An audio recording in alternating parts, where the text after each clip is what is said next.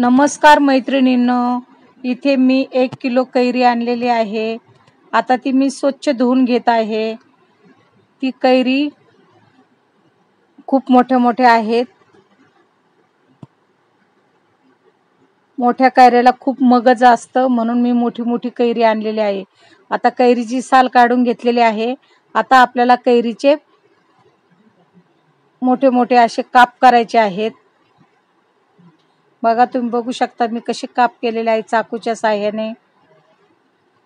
आता हे काप मी गॅसवर एका पातेल्यामध्ये उकळण्यासाठी ठेवलेले आहेत।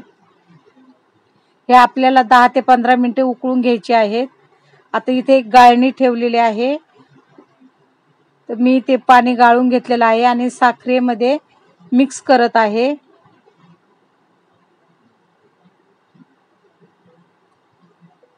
तुम्ही बघू शकता आता मी साखरेमध्ये मिक्स केलेले आहेत काप। बघा किती छान झालेले आहेत। आता ते पाणी साखरेचं झालेलं ते मी काढून घेतलेलं आहे।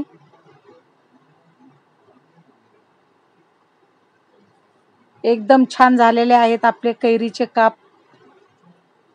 आता हे काप आपल्याला एका प्लास्टिक पेपरवर सुकवायसाठी ठेवायचे आहेत। मी फॅन खाली ठेवलेले आहेत हे काप।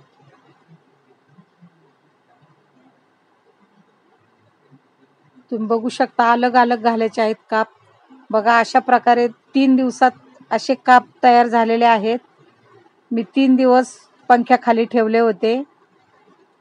खूप मस्त झालेले आहेत। आपण कधीही केव्हाही खाऊ शकतो कैरीचे काप।